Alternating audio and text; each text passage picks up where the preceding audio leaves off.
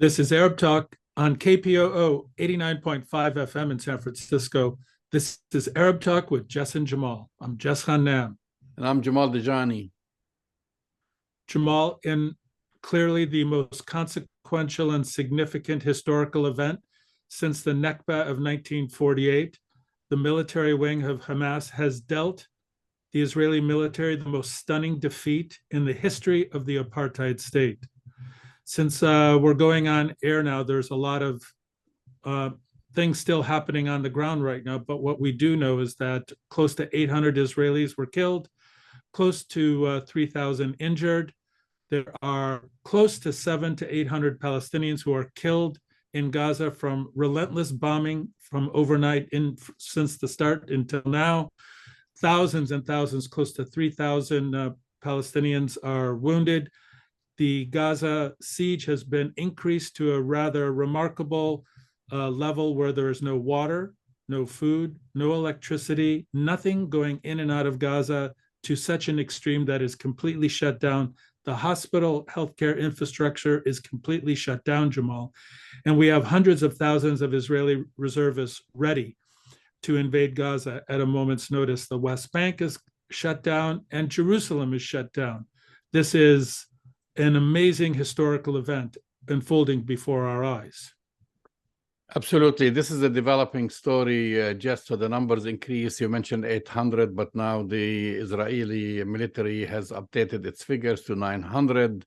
Israelis have been killed. And of course, by the hour or by the day, these numbers are going to increase, both the casualties on the Israeli side and on the Palestinian side, as Israel continues to pound Gaza from the air, and they are ready to invade. So we had a great interview with Dr. Hatem Bazian, providing context that you don't see on U.S. media, and all the rhetoric that we've been seeing, and this didn't happen in a vacuum. Just let's watch Dr. Hatem Bazian. On October 7th, apartheid Israel was caught off guard by Hamas's operation dubbed Al-Aqsa Flood. Hamas sent its fighters by air, land, and sea to attack Israeli military targets, took control of few Israeli settlements bordering the Gaza Strip, captured dozens of soldiers and civilians. It also showered towns and cities under Israeli control with rockets.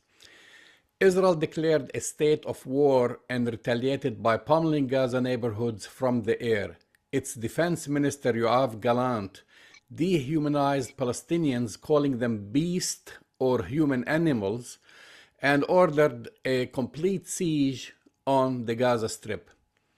The US media and politicians have called Hamas's attack an unprovoked terrorist act, while insisting that Israel has the right to defend itself.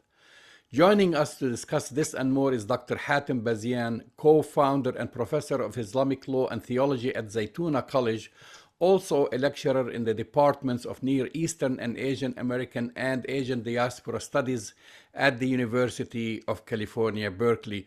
Welcome again to Arab Talk, Hatem. Thank you for having me, Jamal. It's good to see you, even under these difficult circumstances. Let me begin by asking you, are you surprised by what happened? Is Hamas's attack, as the media describes it, unprovoked? Well, the framing of the media is basically taking Israeli talking points. If we're thinking about the Western media, they operate as if they are a desk in the Israeli foreign ministry or spokespersons for the Israeli military. Even structurally, when anything that takes place in Palestine, the Israeli government actually censors the Western media and inform them what they can and cannot say. So I am not surprised that the media once again focusing and speaking Israeli speak and Israeli talk, while never missing an opportunity to demonize the Palestinians. In essence, they saying unprovoked, where was the media for not only the past year, but the past 70 75 years, if not longer, where the colonization of Palestine has been unprovoked, and the Palestinians have been ethnically cleansed, pushed out into refugee camps. And just this past year, as Ben-Gvir was given the internal security hand, where was the media if speaking and framing unprovoked as the settlers were unleashed in the West Bank, unleashed on Hawara, on the Erdogan, on the outskirts of Jerusalem, into Nablus. So where this framing of unprovoked. The language that they are using is basically to try to say in particular to the US public, to neutralize them in having opinions, expressions about what is occurring, to say that we identify with Israel and support Israel action, and blaming the Palestinian anew, which has been a normal pattern in the history of colonization and covering of colonized population. So international law reaffirms that people struggling for independence and liberation from colonial rule have the right to do so, using, and I'm quoting here, all available means, including armed struggle. In other words, Operation Al-Aqsa Flood is part of the armed Palestinian struggle provoked by the Israeli occupation and colonialism. Again, this is another question. It's the same thing. The US politicians and media calls Palestinian resistance terrorism. I don't like to repeat what the terminology that is used to describe Palestinian struggle in this way. However, if we think about international law, we think about the United Nations Charter, which was actually instrumental in the ending of colonial legacies in Africa, in Asia, in Europe, where colonized populations had to resist their colonizer. It seems that the Western world, which have never missed, again, an opportunity to support a colonial regime. I remind people that the West, the United States included, Europe, all of it, was in support of apartheid South Africa till the last day. Nelson Mandela, before his travel to the United States, he was still on record being designated as a terrorist. Why is this designation important to discuss? Because the United States, up to the last moment of apartheid South Africa, was engaged in a policy called constructive engagement with apartheid South Africa. And if we think in terms of the United States relative to Israel, is doing exactly the same by demonizing the colonized and celebrating the colonizer, saying that to the colonizer, they have the right to defend themselves against the people that they are colonizing. Not only that, but extending to them all types of military support.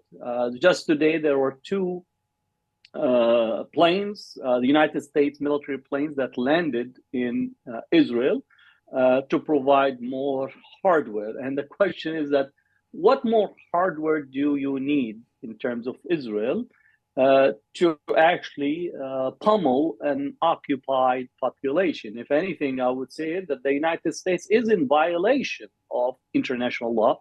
Not that the United States government have stopped to adhere to international law, i.e. the invasion of Iraq, Afghanistan, the continued bombing, drone attacks in so many places. So militarily, they constantly providing the cover. It attempted to push for a resolution in the United Nations Security Council just yesterday, which failed in this sense, and therefore it gives Israel the diplomatic cover. And we see the media is almost 24/7. I tuned on CNN yesterday almost for 6 hours, just as a way of almost punishing myself intellectually. You would think that they were actually engaged as Israeli foreign ministry reporter reporting from the front.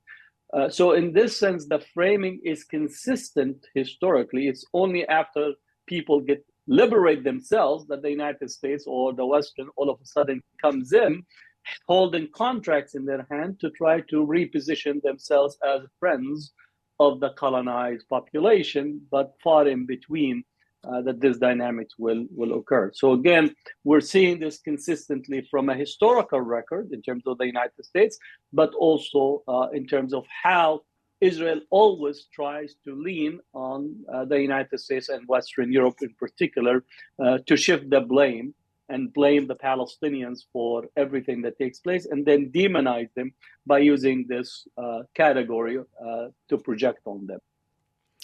So Gaza has also been under a debilitating siege for 16 years, as you've mentioned.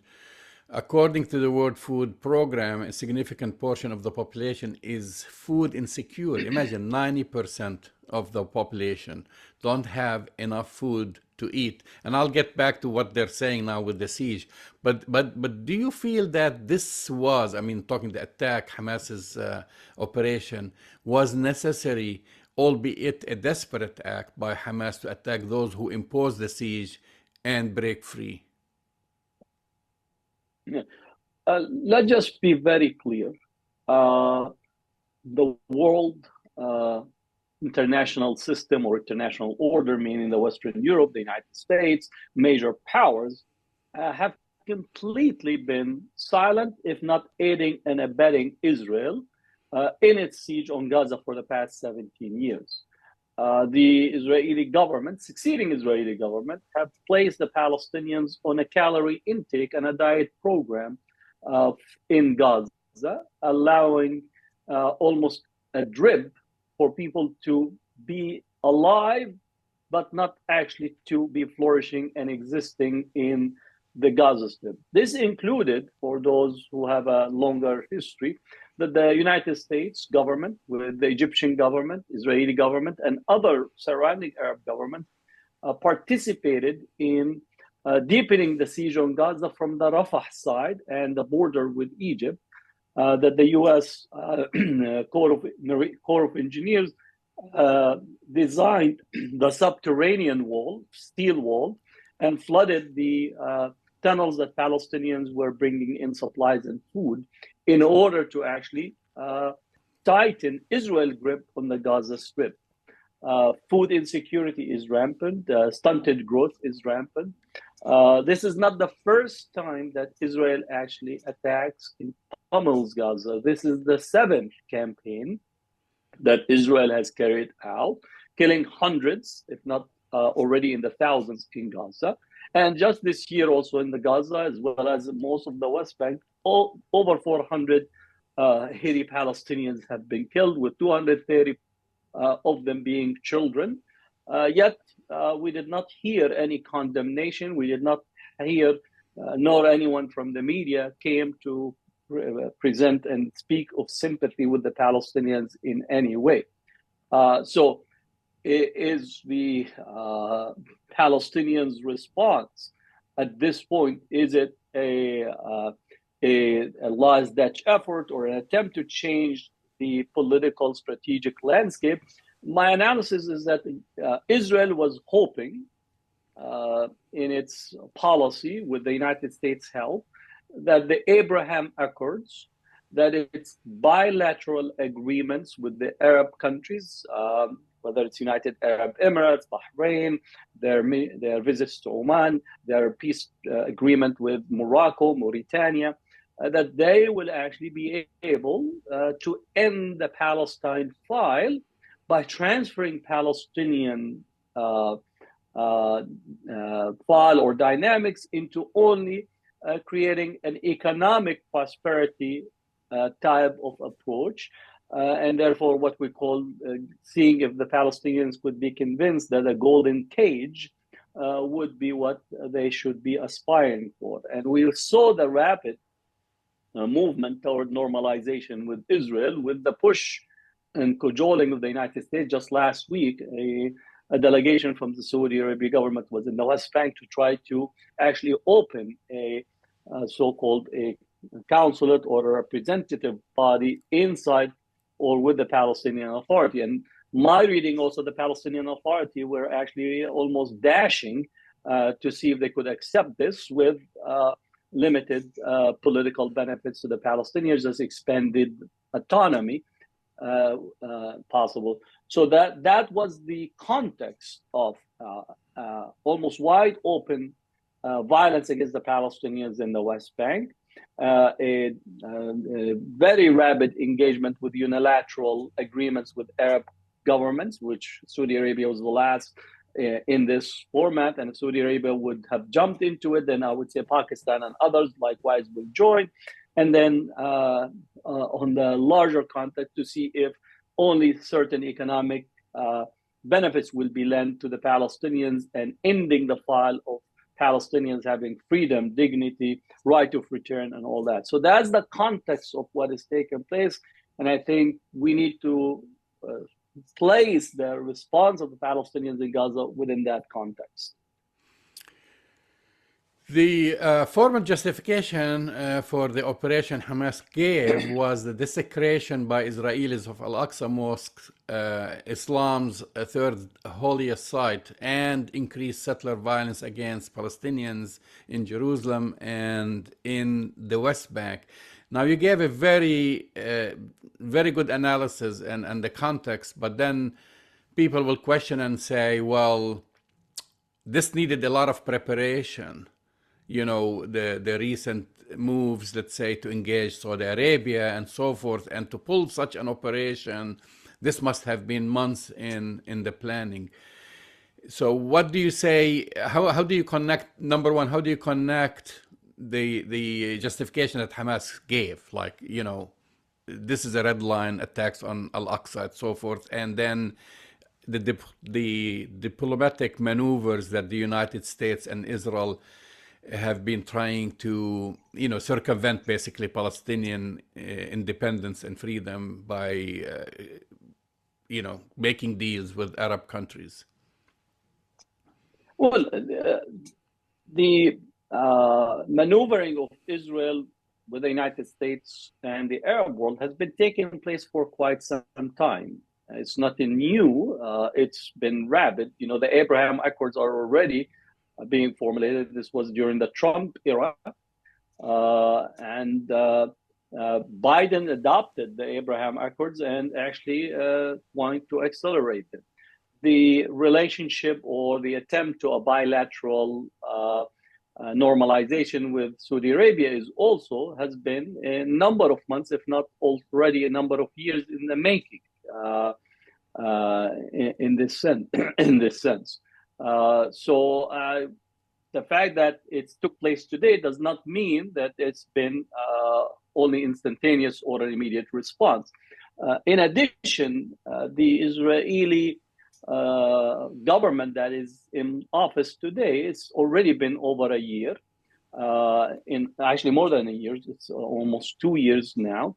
And from the day one, Ben-Gvir and his gang of settlers in the West Bank that's been unleashed with the clear mandate that he extracted from Netanyahu, if you recall, that he will be able to create his own security force under his command without actually having to be referenced or be under the supervision of the existing Israeli security infrastructure, which we see what it means unleashing this.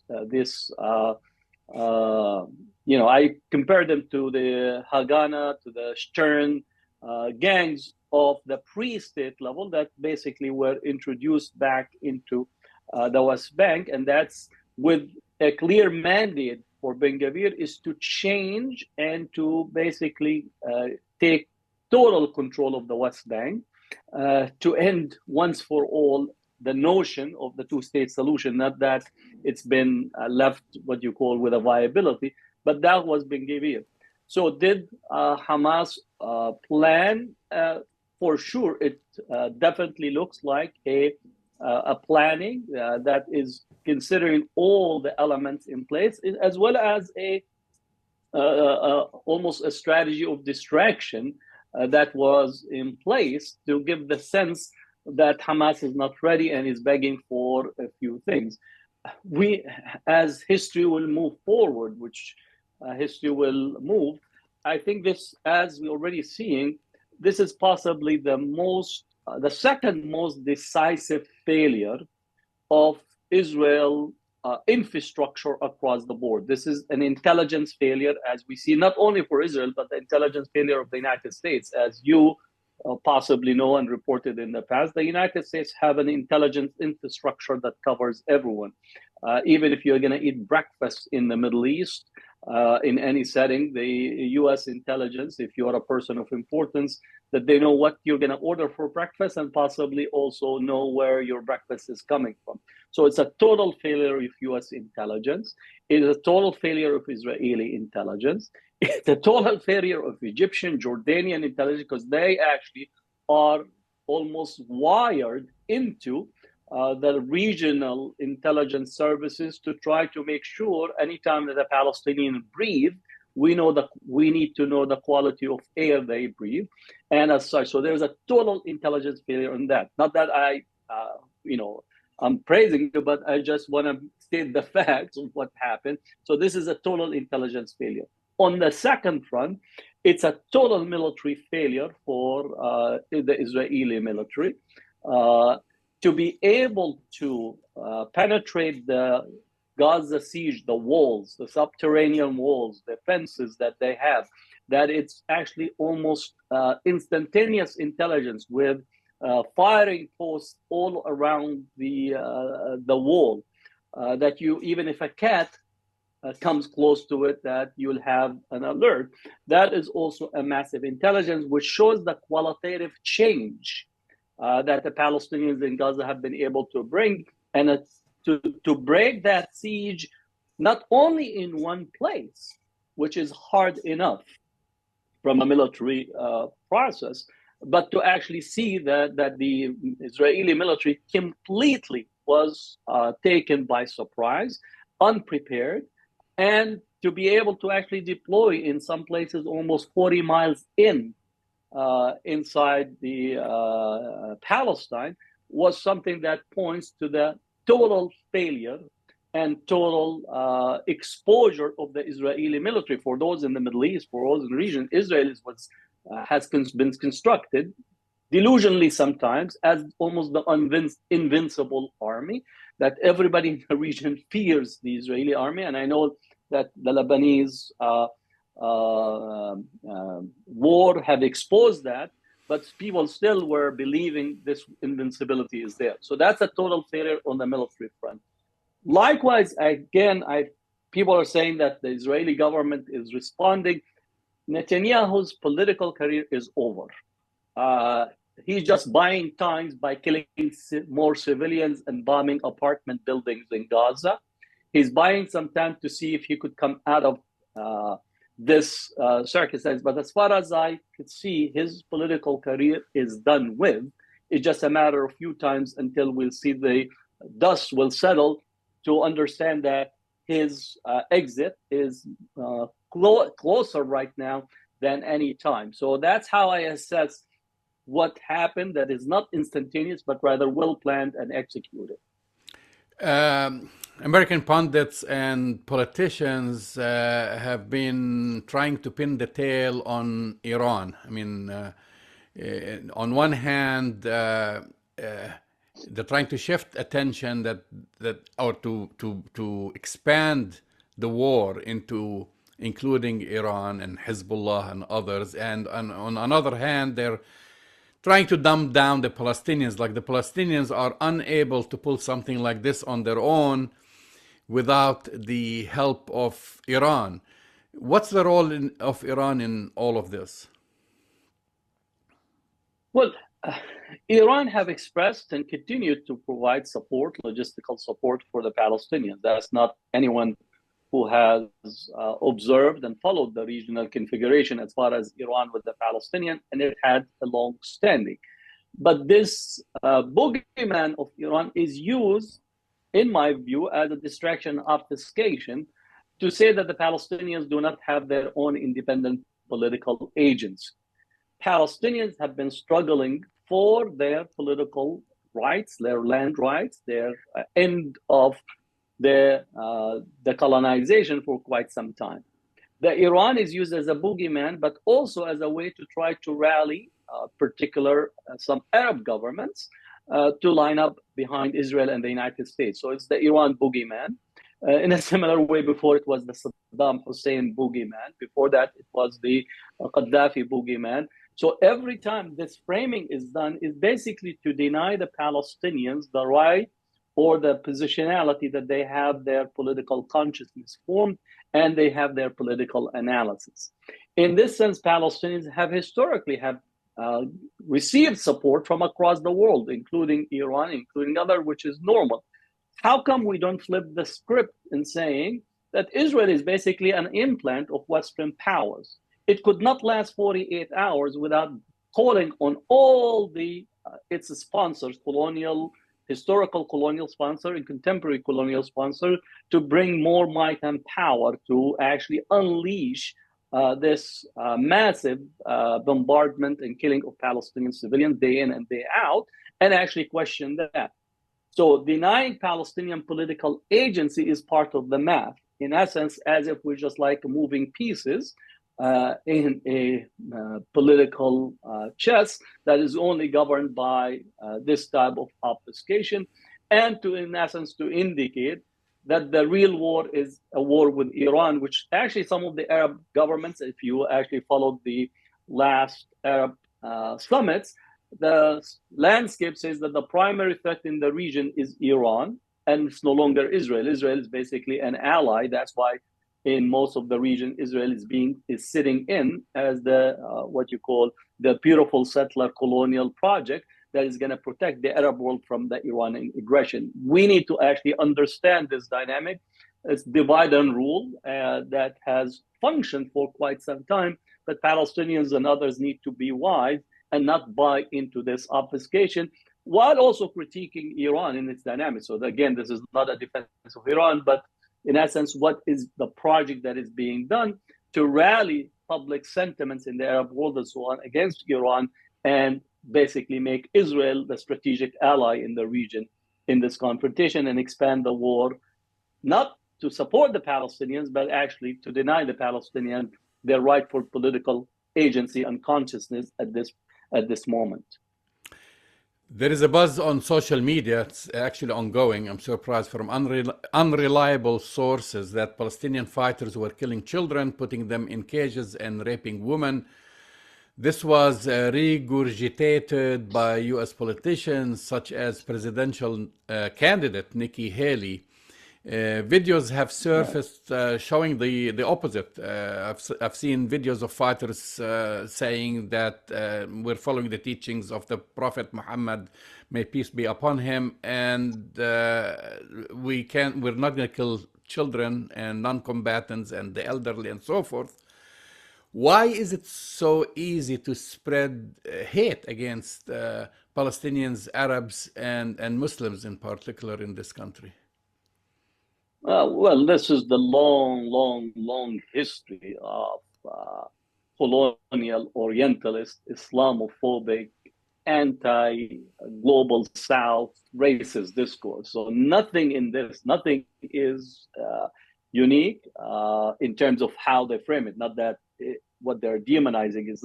So if you read, again, my talk yesterday, it's obviously referred to Frantz Fanon and the framing of the wretched of the earth, and how the dehumanization is structured. Again, the colonized people are always dehumanized. Their standing or their positionality is in their subhumanness.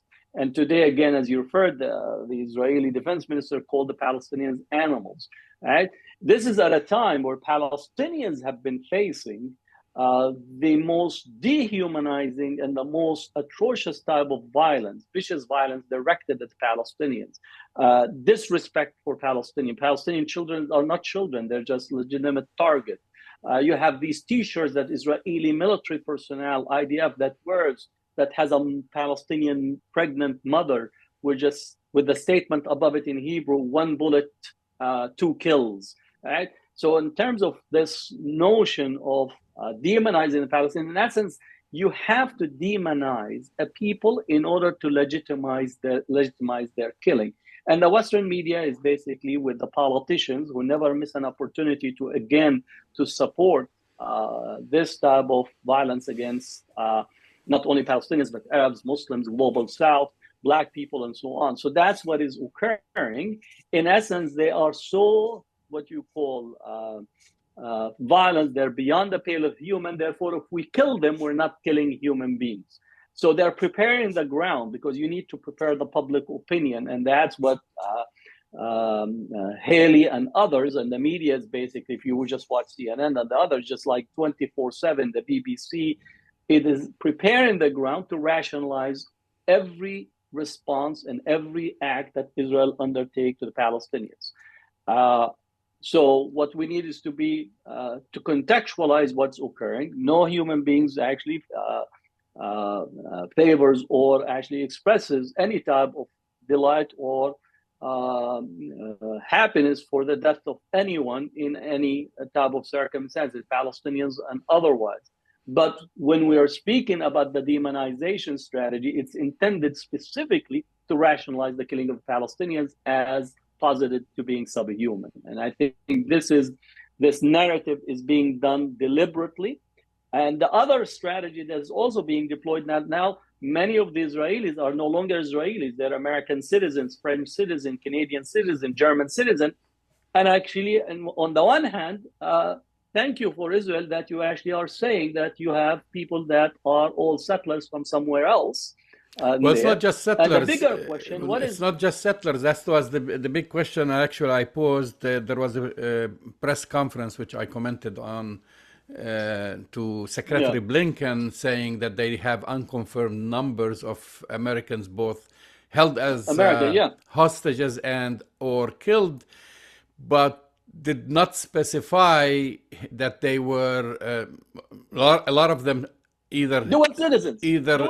Well, aside from dual citizens, that they have been serving in the Israeli military or are on reserves, and which is a big question for the administration. Well, I posed that question actually. I put yesterday on Twitter. What is the international law?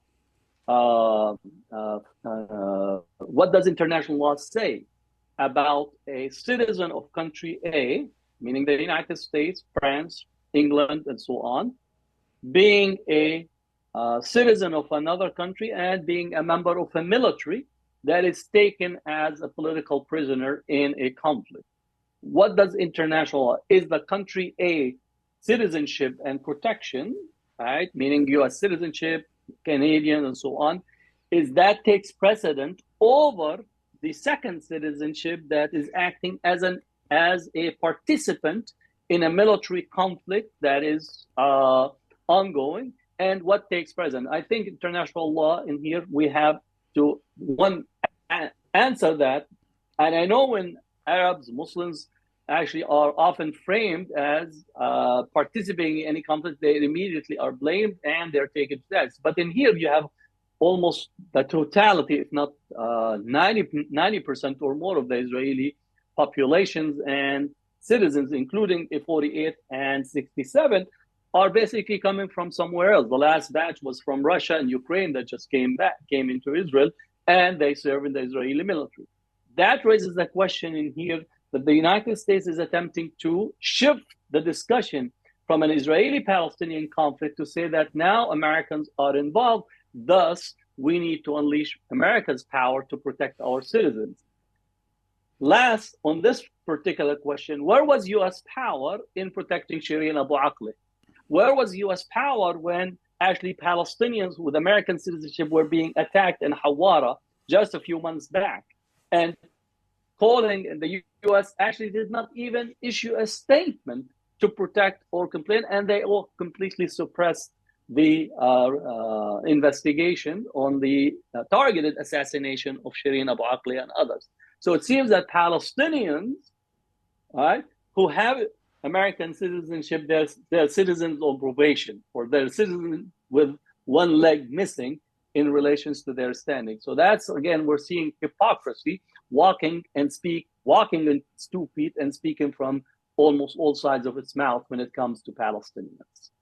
Going back to the statement by Israeli Defense Minister Yoav Gallant, and I'm quoting here, and he said, I have ordered a complete siege on the Gaza Strip. There will be no electricity, no food, no fuel. Everything is closed. We are fighting human animals, and we act accordingly. This is collective punishment on more than 2.2 million people living in Gaza. Where does this fall under international law and advocates for human rights and so on? I don't hear anyone criticizing his statement.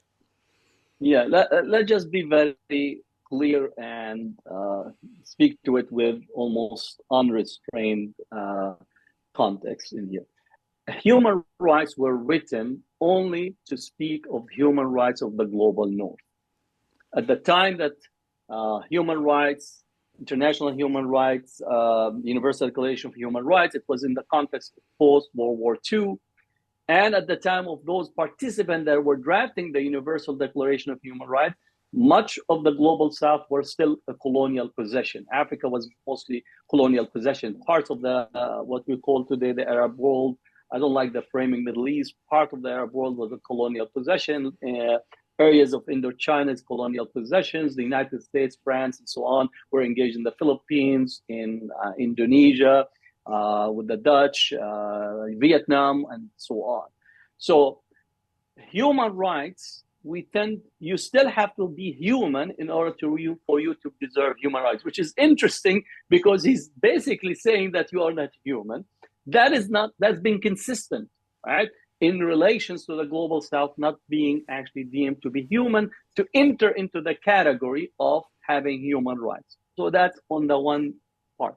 The second is that so-called international community is the primary violator of human rights. The United States, if you think Britain, France, even if we think about China in terms of Uyghur, Russia, and so on. So the primary violators of Universal Declaration of Human Rights is the so-called international community. The international community, again, gives a hierarchy of races. You are a superior race and inferior race, and Palestinians, again, are racialized into that into this dehumanized inferior race. So the statements about besieging Gaza has been besieged for the past 17 years. Food intake is regulated in the past 17 years.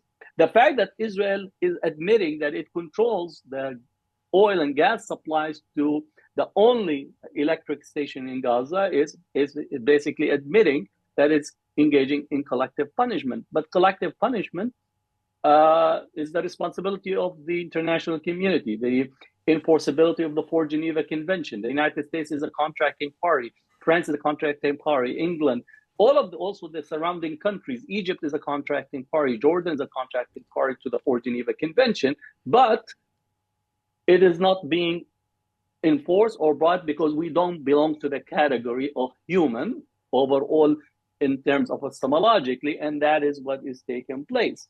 So will the Israelis escalate it? For sure. Are they hoping to, as they say, to flatten Gaza and make it into a parking lot? That's what you call their dream. But let me say, whatever you are actually undertaking is not going to end the fundamental question that Palestinians are still seeing and holding the keys to their homes. They're seeing and witnessing their land, and they will return to their homes and lands. If it's not today, it's tomorrow, the day after. And no type of agreement with any of the Arab countries, no type of agreement with distant countries, no type of cover from the Western power, no type of cover from the United States will end this demand of the Palestinians. And if anything, we tell the Israelis, those who possibly would listen, that there is only one address that you need to knock the door on. The address is Palestine. It's not Riyadh, it's not Pakistan, it's not Mauritania, it's not even the White House, because at the end of the day, the White House is going to look for its own interests, right? Therefore, you need to begin to examine, right, the address that you need to actually look for rather than continue to ignore. So that's for me what would be my response about both the collective punishment. Again, we've been collectively punished for the past 75 years, and this is just another element relative to Gaza. You talk about colonization, and it's kind of, I wouldn't say funny, but it's very clear how the reaction that we've been seeing. You have almost every single country in Europe, the UK, Germany, etc., posting the Israeli flag. In the United States, the Empire State Building, all in solidarity with Israel. And then the colonized or former colonized countries, such as Yemen, you had over 1 million people demonstrating in the streets. In Morocco, which has an agreement with Israel, the population's out in the streets. Algeria, Egypt, Sure. Jordan, and so forth. And then you try to compare this with Ukraine, how the West is supporting Ukraine and Even praising Zelensky Ukrainian expressed solidarity with Israel. Yeah, and then Zelensky, of course, expressed solidarity. He actually posted a long statement on Twitter. But what do you say about this? I mean, how do you compare these emotions and these policies when it comes to, again, Ukrainian people and then Palestinian people? Well, let's just be the basic fact is that the West, the United States, and Zionism itself is a byproduct of Western colonialism, and the project itself, meaning transferring Palestine into a Zionist state, is a project that is celebrated in the West as an achievement. So for them, Israel is their desired, favorite, successful baby project that has been fostered and created. Palestine is the last settler colony to be commissioned in the 20th century. But this also connects to Christian Zionism, even though that the Western world has, in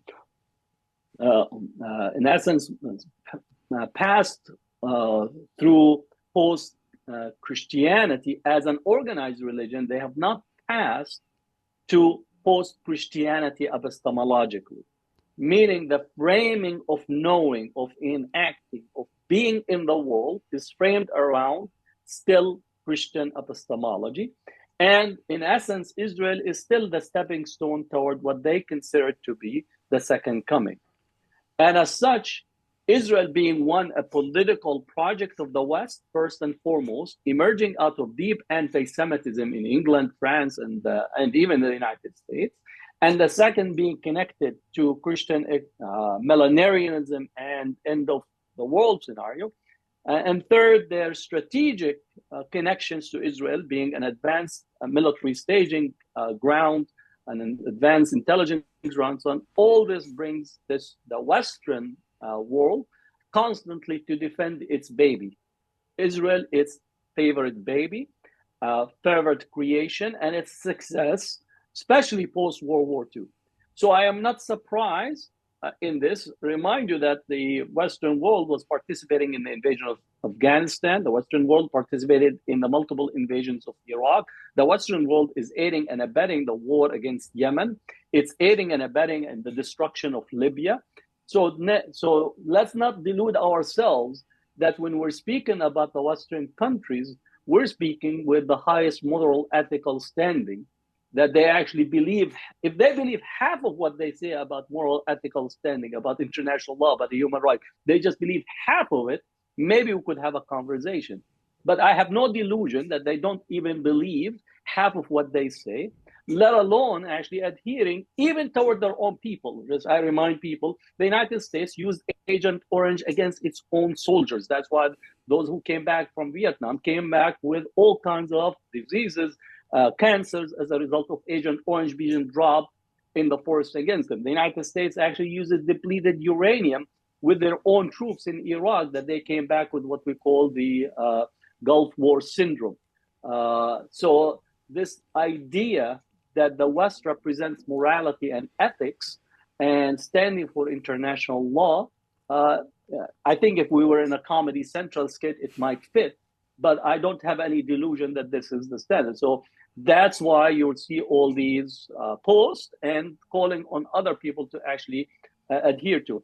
The Ukraine sympathy is, again, we saw the racial discourse immediately after the war. They called the Ukrainian as the, the perfect refugees, ideal refugees. Their blue eyes, blonde hair like us, they were welcome. Again, I don't have any, what you call, any type of animus toward any refugee or immigrant. I think any refugee and immigrant needs to be accorded the safety and the protection, but that war is a favorite war for NATO and the United States, and the Palestinians happen to be on the wrong side of a favorite baby for the United States and Western Europe and NATO, and that's what we're seeing in that dynamic. Dr. Hatem Bazian, thank you again for coming on Arab Talk. Thank you. Thank you for having me, Jamal, and we'll continue to watch what unfolding events bring us in the next few days. That's the voice and the face of Dr. Hatem Bazian. He's the co-founder and professor of Islamic law and theology at the Zaytuna College and a lecturer in the departments of Near Eastern and Asian American and Asian diasporic studies at the University of California, Berkeley. It's a very cogent analysis, and I think that's the thing that's really missing right now, obviously, from the mainstream portrayals of what's happening in Palestine right now, Jamal, is the lack of the context. People seem surprised all of a sudden that this is happening, totally ignoring 75 years of history in the context of how this unfolded. Well, the buzzwords that U.S. officials and media pundits have been using is unprovoked. Is occupation unprovoked? Do you conduct a siege on a country for 17 years? Is that unprovoked? You kill children, you kill women, you send your crazy Kahanist settlers in who claim and who want to destroy the Al-Aqsa Mosque is unprovoked. You set Al-Hawara on fire, a Palestinian village on fire. Is that unprovoked? Yes. Well, the other context, Jamal, is that, since 2008 in the Gaza Strip by itself, close to 7,000 Palestinian men, women, and children have been killed or slaughtered at the hands of the Israeli military. And this goes to the heart of the statement that this is somehow unprovoked, that somehow the Israelis and the Western media are surprised that the Palestinian military wing of Hamas would somehow resist this brutal occupation that's been going on for decades and decades and decades, and specifically in the Gaza Strip, Jamal, that as you've noted, and as Hatem noted, and as we've been talking about for years, the brutal conditions of the occupation in Gaza are unbearable and have been unbearable for decades and decades. And so the West seems to have amnesia about apartheid, about occupation, and the brutality of the living conditions for Palestinians in Gaza, West Bank, and in Jerusalem. So I, for one, am surprised at the surprise of the Western media. Yeah, and then the other thing is there is no context. When they go unprovoked, they don't talk about what led to this. At the same time, I think everybody is worried, including the United States, and that's why it moved its fleet close to the Gaza coast, and supposedly now 2 planes have landed in Israel with new ammunition, to the Israeli military. There is that fact that Palestinians cannot resist, or they are not allowed to self-determination, and only Israel can defend itself. I mean, that's the thing we keep hearing. Israel has the right to defend itself, and Palestinians don't have the right to defend themselves. Ukrainians have the right to defend themselves, but Palestinians don't have the right to defend themselves. And then the latest description by presidential candidates such as Nikki Haley egging Right. Netanyahu to flatten Gaza, to turn it into a parking lot, and dehumanizing Palestinians. Have you seen something like this when we talk about other countries, when we talk about Ukraine, even when we talk about Russia? Not at all, Jamal. And I think I want to just say a few things about that the coverage on the mainstream media, whether it be NBC, CBS, ABC, or CNN, has been abysmal. And what you're seeing on CNN, especially at the hands of people like Wolf Blitzer and their regular anchors, is nothing but being propagandists for the Israeli military right now. I mean, you have no voices from Palestine, no Palestinian voices, no contextual analysis. Yeah, very few, but in comparison, Jamal, they're basically giving a mouthpiece to Israeli officials, and they're making these outrageous statements that are just propaganda statements for the Israeli military, seemingly to give it cover for what we're all very concerned about is going to be a ground invasion of Gaza, which will have, and I'll just say it, Jamal, will have cataclysmic consequences, not only for Palestinians in Gaza, but for the plus 100 hostages that were taken by the military arm of Hamas during this operation. So I think that the Israelis and the Israeli military are going to make the same mistake that the Americans did, and kind of overplaying their military hand, and it's going to have unintended consequences that will be dire for the Israeli military and for the apartheid state. They're going to miscalculate this, I'm sure. Well, they've already miscalculated this because they got caught off guard. They assumed that they are undefeatable. And I think everything that you're seeing is a knee-jerk reaction by a humiliated leadership, by a humiliated Netanyahu, by a humiliated his Minister of Defense, who said just a couple of hours ago, that he's going to cut off water, electricity, food on Gaza, a complete siege, because and we're gonna, and I'm paraphrasing here, hit these beasts. He described the people of Gaza as human animals, beasts. And this is where the dehumanization starts, which means now that they've taken that decision, and if it goes into sending troops into Gaza, because everything so far has been happening from the air, which everybody knows Israel has superiority. I mean, a Hamas rocket does not flatten a 10-story building with one rocket or one bomb. They don't have F-16s. They don't have helicopters. Yet they were able to infiltrate more than 20 kilometers into Gaza, to take over several settlements and military bases, including Israel's Southern Command, and arrest and capture leaders, high-ranking colonels and so forth, and take them back into Gaza. So what I'm seeing here, I mean, Israel has, taken all kind of action against Gaza. They, including 51-year war on Gaza that they've declared in the past. And this is, I think, the seventh or eighth attack on Gaza. What more can they do? They want to really turn Gaza into rubble. They've turned it before into rubble. And that's why I'm saying they are humiliated, and they're trying to save face, because they have been receiving billions and billions and billions of dollars from the United States, and they were badly defeated by 500 Hamas fighters on gliders and motorcycles. Well, that's exactly right, Jamal. And I think to put that in the context of the apartheid state, this is singularly the most significant military and psychological defeat of the Israeli military, of Israeli society, of the apartheid state since 1948. This goes far beyond the Yom Kippur War of 1973, in which you had Syria and Egypt invade invade at the time. But as you said, we're talking about 500 military combatants from the Hamas military wing, basically causing this major military defeat.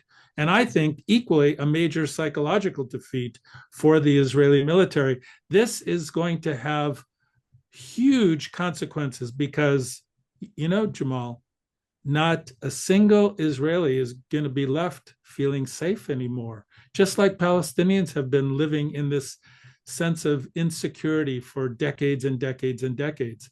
I think the Israelis are going to severely miscalculate. If they actually think that Hamas and their military wing are not prepared for a ground invasion, they're really going to be in for a big surprise. Well, the thing is, this is going to set the whole region on fire.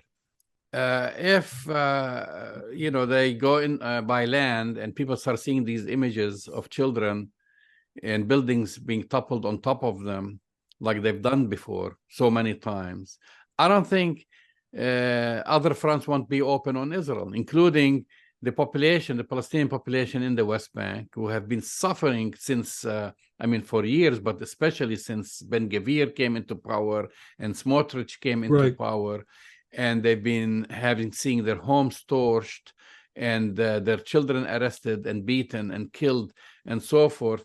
That if Israel, because now they call 300,000 reservists, if, let's say, Hezbollah decides to open a front, and then other regional powers get included. And that's why I'm seeing actually the U.S. moving its fleet into the coasts of Gaza.